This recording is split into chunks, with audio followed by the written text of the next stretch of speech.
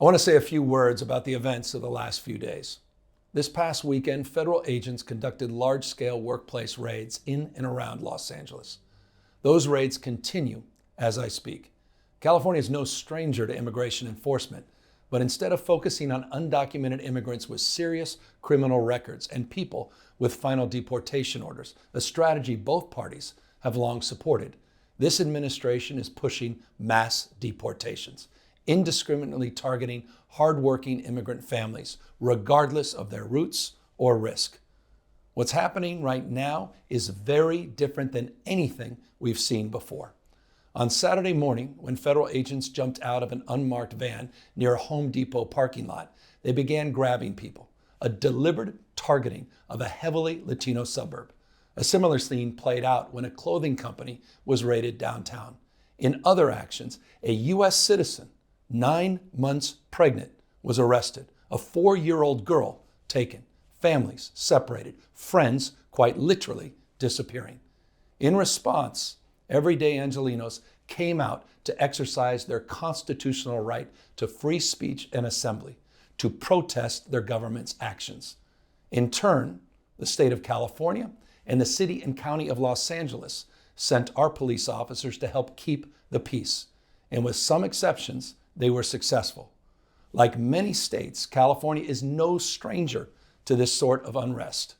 We manage it regularly and with our own law enforcement. But this, again, was different. What then ensued was the use of tear gas, flashbang grenades, rubber bullets, federal agents detaining people and undermining their due process rights. Donald Trump, without consulting California law enforcement leaders, commandeered 2,000 of our state's National Guard members to deploy on our streets, illegally and for no reason. This brazen abuse of power by a sitting president inflamed a combustible situation, putting our people, our officers, and even our National Guard at risk. That's when the downward spiral began. He doubled down on his dangerous National Guard deployment by fanning the flames even harder. And the president, he did it on purpose. As the news spread throughout LA, anxiety for family and friends ramped up. Protests started again. By night, several dozen lawbreakers became violent and destructive. They vandalized property. They tried to assault police officers. Many of you have seen the video clips of cars burning on cable news. If you incite violence, I want to be clear about this. If you incite violence or destroy our communities, you're going to be held to account. That kind of criminal behavior will not be tolerated. Full stop.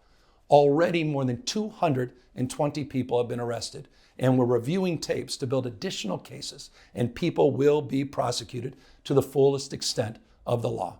Again, thanks to our law enforcement officers and the majority of Angelenos who protested peacefully, the situation was winding down and was concentrated in just a few square blocks downtown. But that's not what Donald Trump wanted. He again chose escalation. He chose more force. He chose theatrics over public safety. He federalized another 2,000 Guard members. He deployed more than 700 active U.S. Marines. These are the men and women trained for foreign combat, not domestic law enforcement. We honor their service. We honor their bravery.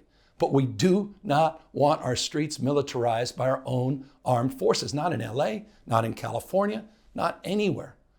We're seeing unmarked cars in school parking lots, kids afraid of attending their own graduation. Trump is pulling a military dragnet all across Los Angeles, well beyond his stated intent to just go after violent and serious criminals. His agents are arresting dishwashers, gardeners, day laborers, and seamstresses. That's just weakness masquerading as strength. Donald Trump's government isn't protecting our communities. They're traumatizing our communities. And that seems to be the entire point. California will keep fighting. We'll keep fighting on behalf of our people, all of our people, including in the courts. Just yesterday, we filed a legal challenge to Donald Trump's reckless deployment of American troops to a major American city. Today, we sought an emergency court order to stop the use of the American military to engage in law enforcement activities across Los Angeles. If some of us could be snatched off the streets without a warrant, based only on suspicion or skin color, then none of us are safe. Authoritarian regimes begin by targeting people who are least able to defend themselves, but they do not stop there. Trump and his loyalists, they thrive on division because it allows them to take more power and exert even more control. And by the way, Trump, he's not opposed to lawlessness and violence as long as it serves him. What more evidence do we need than January 6th? I ask everyone, take time, reflect on this perilous moment. A president who wants to be bound by no law or constitution, perpetuating a unified assault on American traditions. This is a president who in just over 140 days has fired government watchdogs that could hold him accountable for corruption and fraud. He's declared a war on culture, on history, on science, on knowledge itself. Databases, quite literally, are vanishing. He's delegitimizing news organizations, and he's assaulting the First Amendment. And the threat of defunding them, at threat, he's dictating what universities themselves can teach. He's targeting law firms and the judicial branch that are the foundations of an orderly and civil society. He's calling for a sitting governor to be arrested for no other reason than to, in his own words, for getting elected. And we all know this Saturday, he's ordering our American heroes, the United States military, and forcing them to put on a vulgar display to celebrate his birthday, just as other failed dictators have done in the past. Look, this isn't just about protests here in Los Angeles.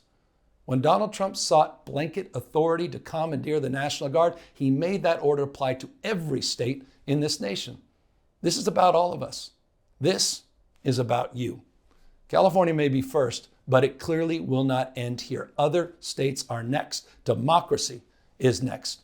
Democracy is under assault before our eyes. This moment we have feared has arrived.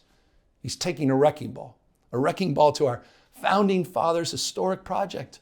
3 co-equal branches of independent government. There are no longer any checks and balances. Congress is nowhere to be found. Speaker Johnson has completely abdicated that responsibility.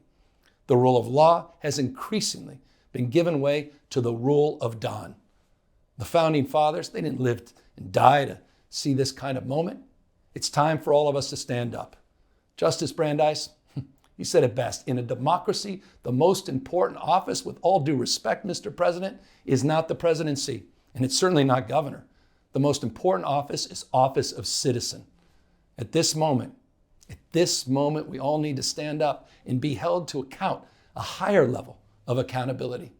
If you exercise your First Amendment rights, please do it peacefully. I know many of you are feeling deep anxiety, stress, and fear, but I want you to know that you are the antidote to that fear and that anxiety. What Donald Trump wants most is your fealty, your silence to be complicit in this moment. Do not give in to him.